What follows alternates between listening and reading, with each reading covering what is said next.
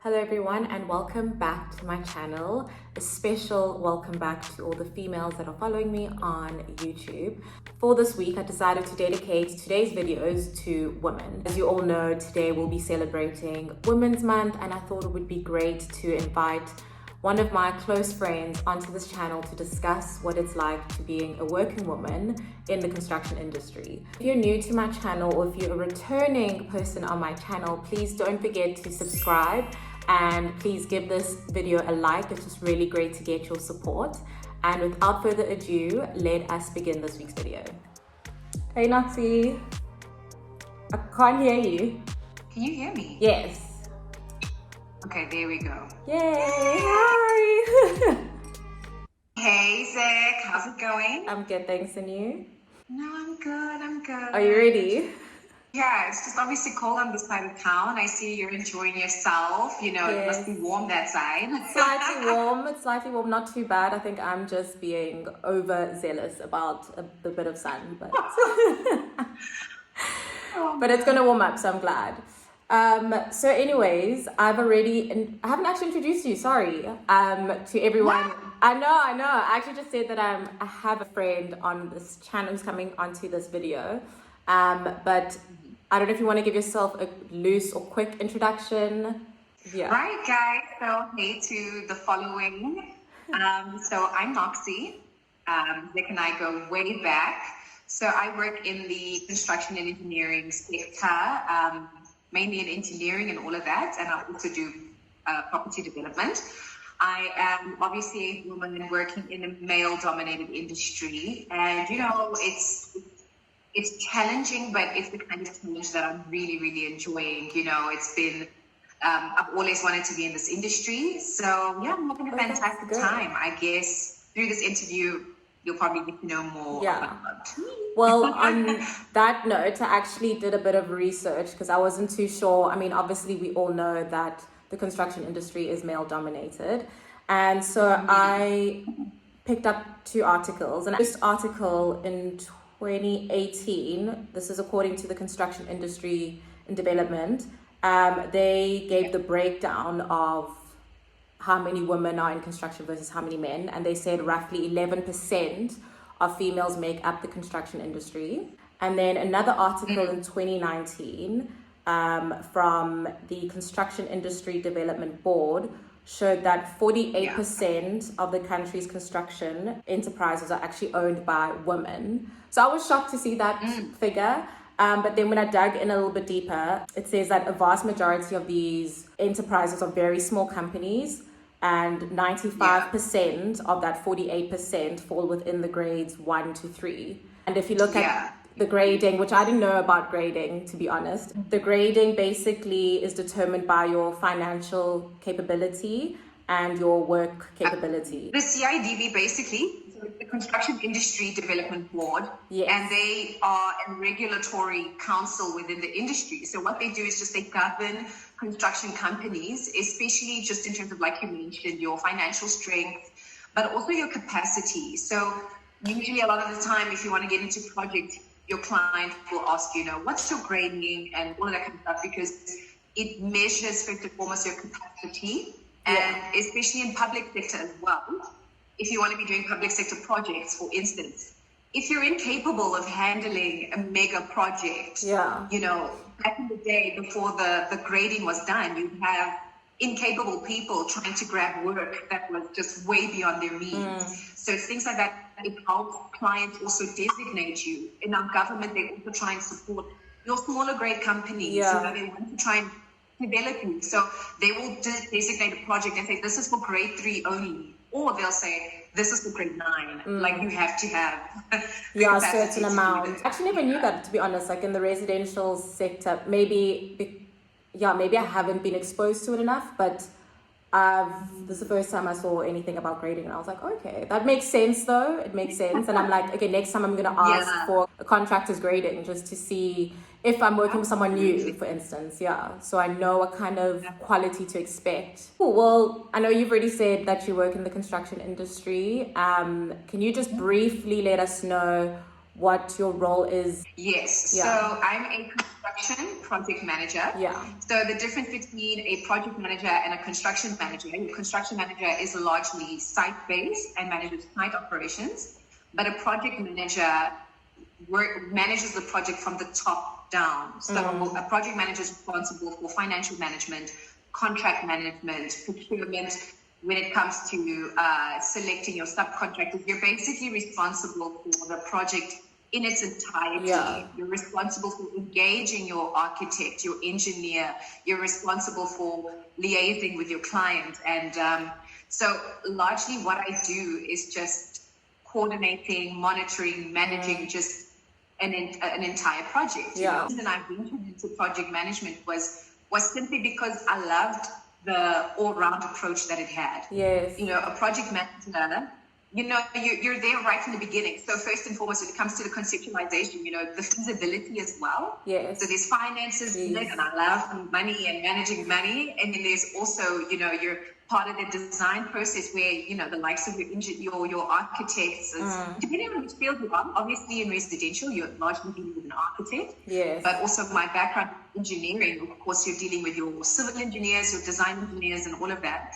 And you basically coordinate all those, all those subcontractors, yeah.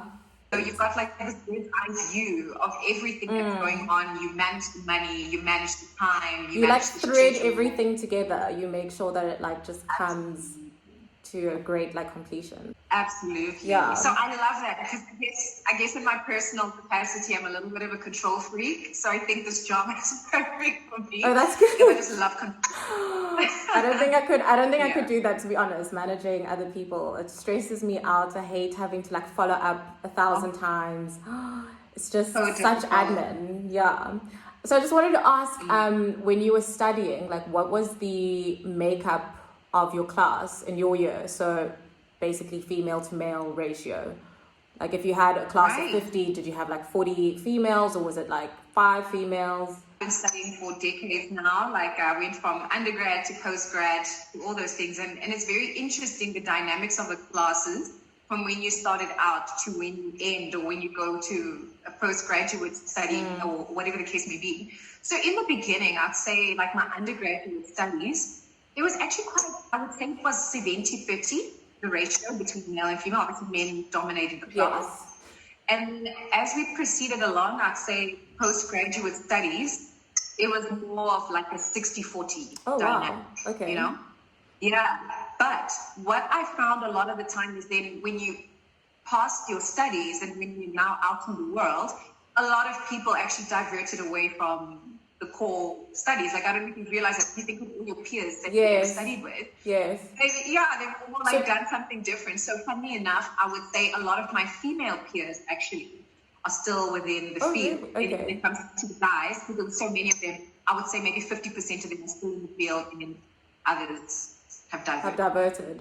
Okay, that's positive because I know if I were in your shoes, if a lot of the females diverted and did something else, I'd probably be impacted, not negatively, but I wouldn't be as confident going into the career. So did that like ever have an impact on you? Just like seeing at least other females who you studied with, did it positively influence you? The handful of ladies who are about close to during studies, and then if you look back and you check like what's going on with everybody now, it's nice to see that they are still in industry. No, that's great. So like you said, you deal with a lot of stakeholders in your industry. Would you say, so going from like your QSs, engineers, your architects, and so forth, like the whole spectrum, would you say that there is enough or there is female representation within all those sectors?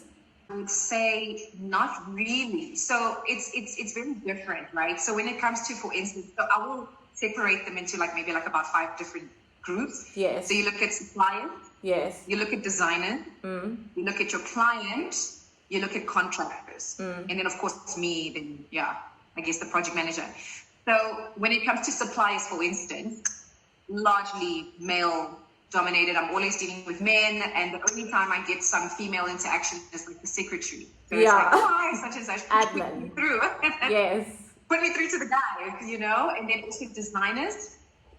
I'm telling you, over the past couple of years, I think almost every designer I've encountered has been male, so our engineers, our, just, and also different disciplines. Yes. So I've dealt with, mechanical engineering, civil engineering, electrical engineering as well. Yeah. So I think when you dive more into your field where, design in architecture and interior and all of that, I think that's where we start getting more women. But when it's really the hard, gritty stuff, like, mechanical engineering, it's parts and machinery and whatnot, still a lot of gents there. Oh, wait, and then okay. Interestingly, with our clients though, I was very surprised that we got a lot of women from the client's perspective. So yes. One of my projects, both the project manager as well as the resident engineer were both women, and within their organization, a lot of the civil engineers were women. I was quite surprised. I was like, wow, that's really interesting. Oh, that is nice. Yeah.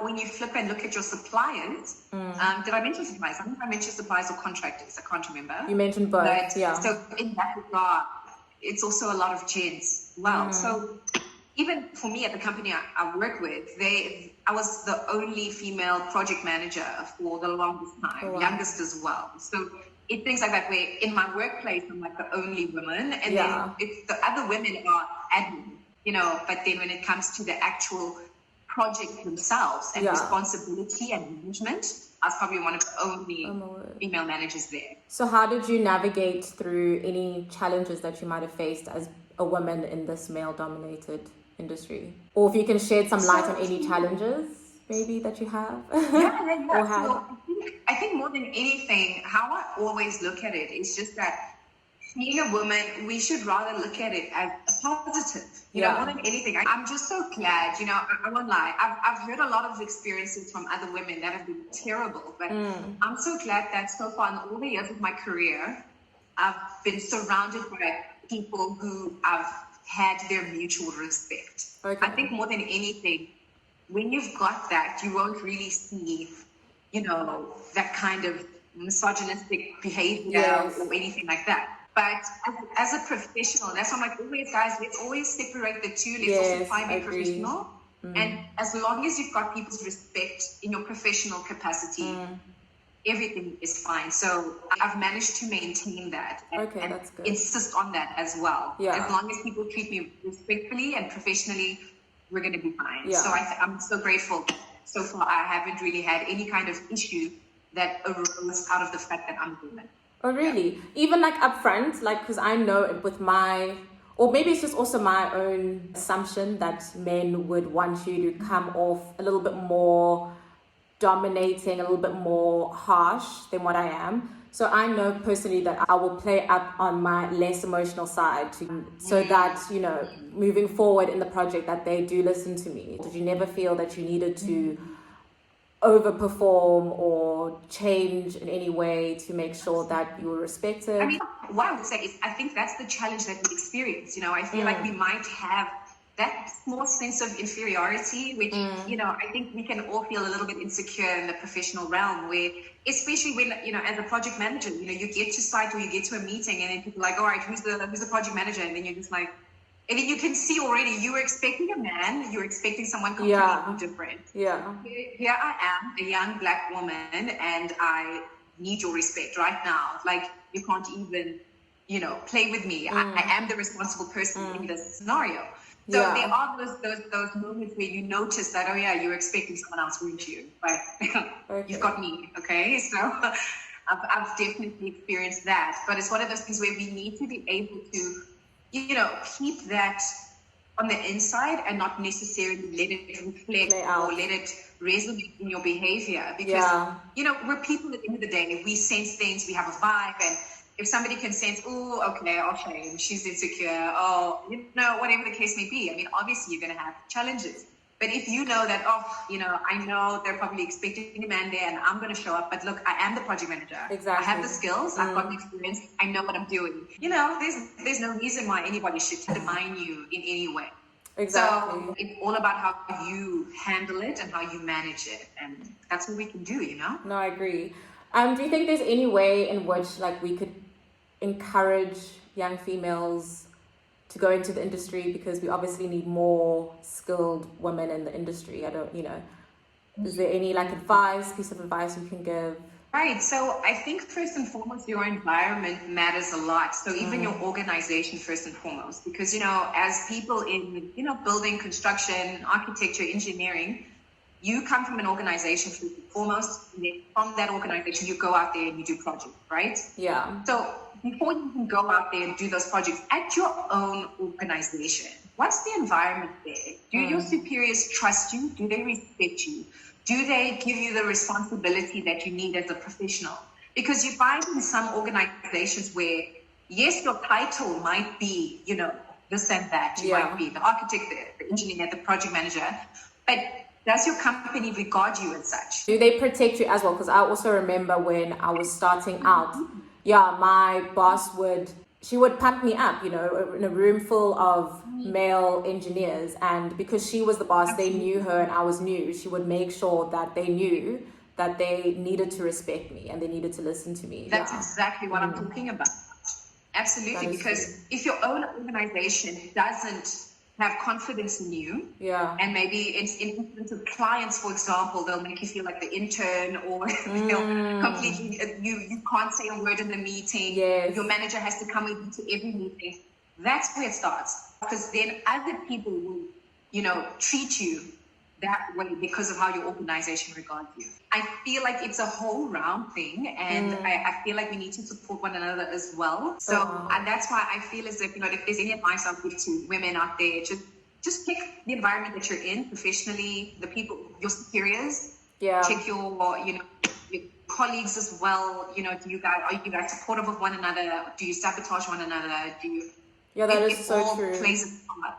That is so true. And don't be afraid to leave that place. Like, you will find something better and a place that will support you in all your endeavors and that will actually uplift you.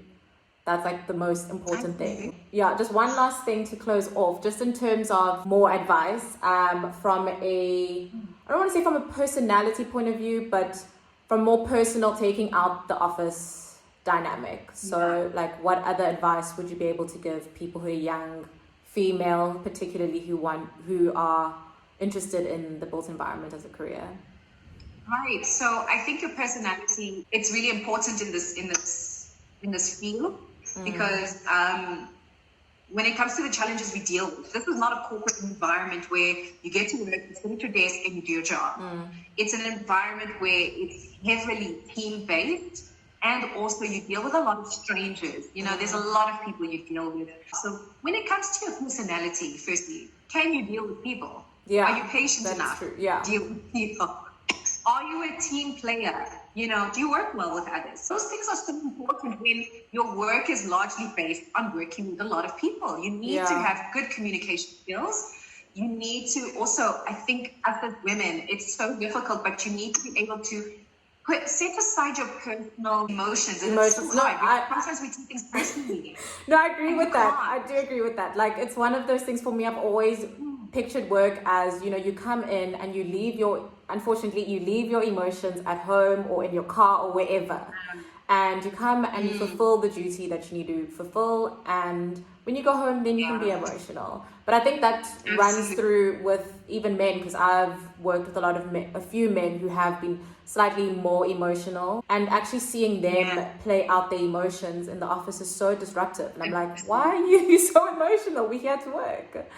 This isn't personal. And it's like, wow, so this is what it looks like, and I need to keep this in check because I don't want to be that person, So, and more than anything, I think also if you're confident enough in yourself, I won't lie, it also boils down a lot to what you think and believe and feel about yourself. Because it's very easy in the professional context to, when you feel insecure in any kind of way, I think everyone can have that feeling. It doesn't matter which industry you're in, male dominated or not, but we can feel that way as human beings. It's tough out there, putting yourself out there professionally and all of that. Tough. But I feel as if you are confident in yourself, you're sure of yourself as well. I think that those things are important, because you will get bullies, Men can be bullies as well, and not just men, but the industry that we're in. These projects, there's a lot of money on the line. There's a lot of money, And a lot of money on the line. It's not like one of those things where it's minor things here. It's a lot. So if a change happens, and then you've got this person who just blows up, like, no, well, we can't do that, it means this, it means that, and they're just coming at you. You need to be able to be the kind of person who knows how to deal with bullies. Are you going to freak out as well? Are you going to shrivel up and feel scared, like, oh my word, this scary man is shouting at me? No, but it's a wonderful sector. There's so much to it, and that's why I actually pursued project management. I actually at first wanted to be an architect, then I wanted to be a civil engineer, and then when I learned about project management, I was like, this is for me. This is everything in one.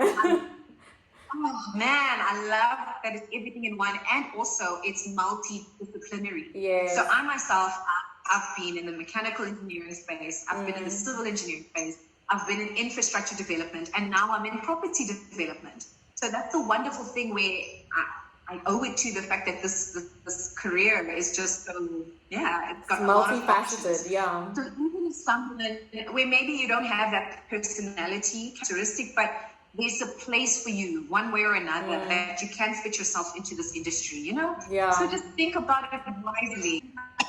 You're not suited to do all that stuff out there on site and clients and whatever. There's other ways you can, put yourself into this space, but always know that it's a people game, and if you're not good with people, you will struggle. Yeah. I always went into it being like, just fake it until you make it. If you don't feel too confident, you will eventually get there. I think everyone feels that way, where, we get out of school and we've studied and we're this fresh, crisp new dollar bill, and we get to the office and you forget when that transition happens from when you were learning into when you're a professional now. So sometimes you're still like busy conditioning yourself, but it's like, no, at some point, know that you are that professional. Yes, exactly. You know what to do and challenge yourself as well. I think there's a lot of people who just rest in, okay, now I'm new, I'm the intern, or and then just sit being an intern. Yeah, instead of like challenging, go for it. Ask the questions you need to ask. Put yourself in uncomfortable positions, and you'll grow a lot faster. Yeah, I'm gonna wrap it up there because we'll be talking all day about this. But and actually, quite all day. I know there's so much. Yeah, so it's actually nice though. I feel like that's like a round conversation. Yeah, definitely. It was great having you on here, and I just want to direct people to your blog because I know you are blogging. What is your blog called again? It's called Girl on Site. Yes. So I've got a blog and also my Instagram page, and I've recently started a Facebook page. But guys, it's a lot. Like it is a lot. Content creating is a lot. Yeah. So yes, you can find me on thegirlonsite.wordpress.com, and then you can also find me simply on Instagram at thegirlonsite. Yes. Come check out my page. Definitely. And you've also written some of your friends have written a few articles about the construction industry. So if you want more information, speak to Noxy or go onto the blog. And I think that's a wrap for today. Thank you so much, Noxy. And I'm just going to say thank you to everyone who's watching. If you like this video, please like, and I'll see you next week. Bye.